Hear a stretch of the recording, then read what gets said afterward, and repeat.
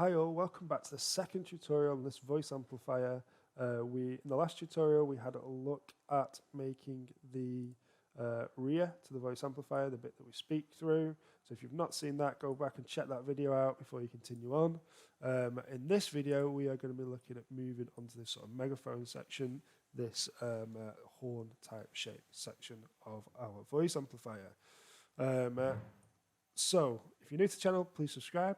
Let's jump in and have a go at making this front section. Okay, so to make the last component, to make the rear component of this voice amplifier, we used the shell tool to be able to create that. In this tutorial, we're going to have a look at using the revolve tool to create this profile that we're going to be using. So I'm going to go to front sketch. I'm going to start on there. I'm going to help myself by creating a profile size that we were working to with the rear amplifier. So I'm going to start from my origin. I'm going to drag a line out. This is what I'm going to revolve around later. And then I'm going to start the shape of my horn. So we're going to come out slightly, just drop a line in there, and I'm just going to stop there for a moment. So from that, I am then going to create a distance from here to here of 44, because that's the distance, the thickness of the rear component of my horn. And I'm going to set a distance from my line to the width of the horn of being 50, like so. Now I want this overall distance, I'm going to set that across there, of being 345 out. Okay. Now the rest of this will depend on the shape that I want to create. So to do this, I'm going to create like sort of a changing radius as we come out of this horn. So I'm going to use two circles to do that. Circle number one is going to go in line with my endpoint in my straight line and come down to it like so. So it's a tangent relationship. I want that and that line, so the center of my circle and the end of this line, to stay vertical. So I'm going to make that relationship, and I'm going to change the size of this. I want that circle to be 200 millimeters in diameter. Okay, sorry, radius, 200 millimeters radius. Like so. Okay. My second circle then is going to come from here, and it's going to be out from this edge, like so. So out from there. Now what I want to do is create a relationship between this circle and this circle.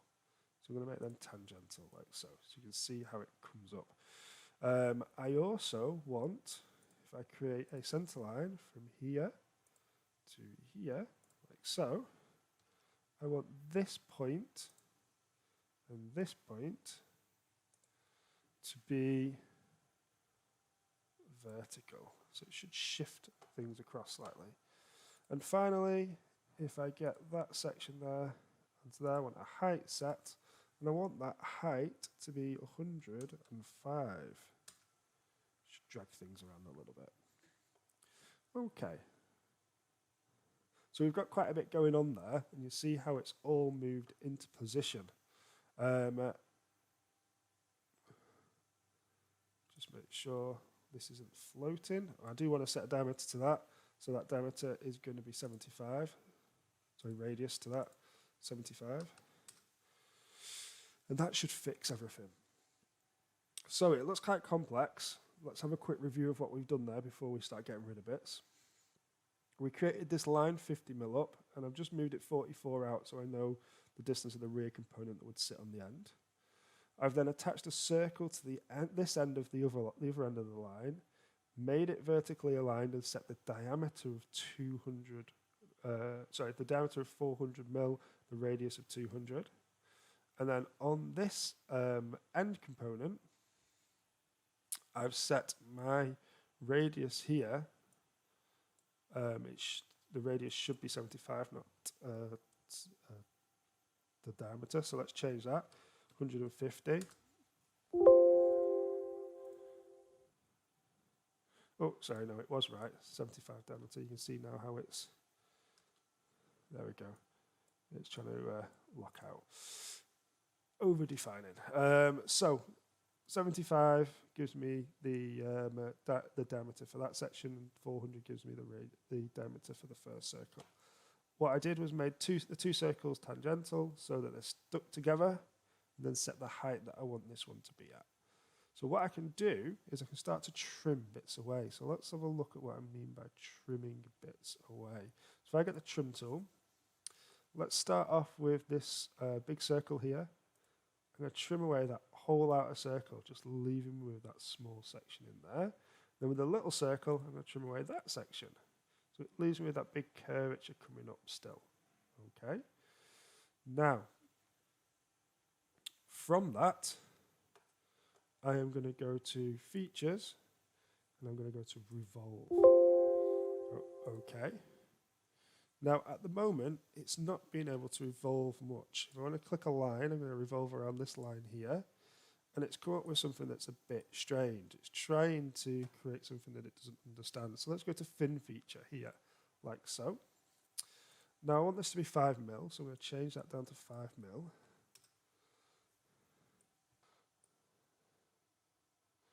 So it's showing me that it's coming up as a funnel here, 5 mil on the end. So let's see how this comes out.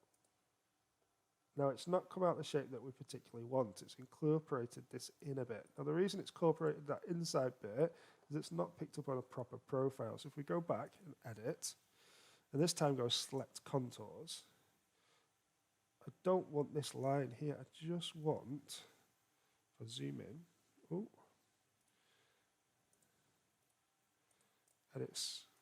edit sketch. It's tried to put a line in the top here that I do not want.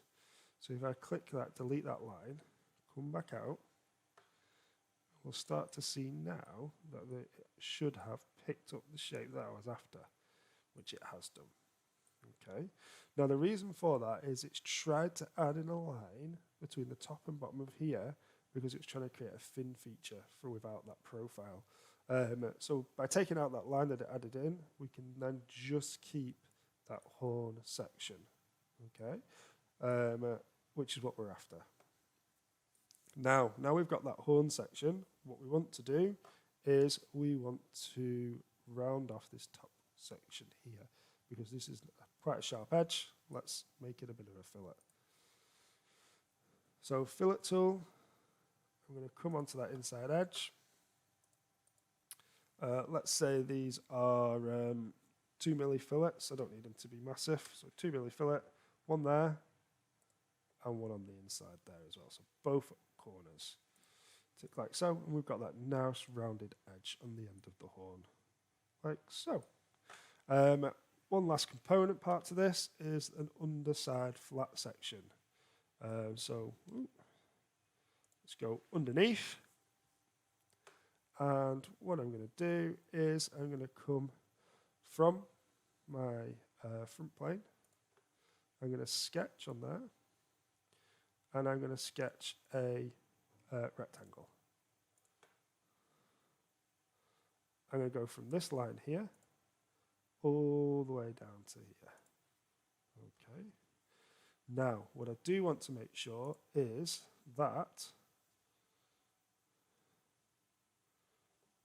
if I can get a dimension tool, there we go. This is 30 wide, but we want to know how far in from the edge it's going to be. And it's going to be, it's 100 diameter. So we're going to go, we could do this as maths if we want, 100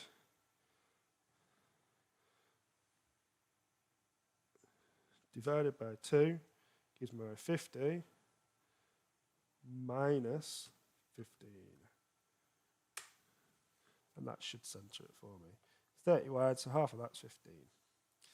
So it's 35 gap into this centre bit. Okay, so that gives me a sketch down the centre.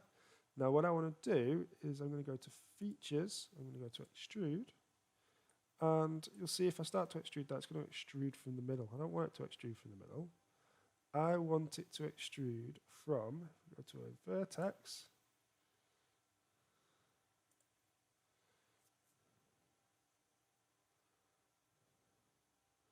or we can offset. Let's go to an offset. Offset it by 50, because I know 50 is right onto the outside face. And then I'm going to go to extrude that up to surface, click on that surface like so, and you'll get that preview there of a flat section on the end. Tick to show that I'm happy, and that has put that feature onto the underside of the horn. So now we just need to edit the material. So I'm going to right click, materials over here, right click on material, edit material. And while I'm editing the material, I want to make sure it's a polymer or plastic. So drop down to plastic, ABS, apply. So, and then we've got our ABS applied onto our horn end. If we want to apply a colour, we just right click again, go to appearance, click on appearance, go down to the part and where we've got our material set, and then we can change whatever colour we want. So if we wanted to go grey, we wanted to go white, whichever material we wanted, whatever colour we wanted with that material, and tick, and we can show that we are happy with the colour selection, like so. And then I can go save as and save that as the horn end. So it's the voice amplifier horn. So once we've got that in place, what we can do then is move on to our third and final component, which is going to be the handle. So we'll have a look in the next video at how we create the handle for this voice amplifier. So if you finish this one, go and have a look at the next one in terms of how we create that handle. Thanks for watching. If you're new to the channel, please subscribe, and I'll see you in the next video. Bye for now.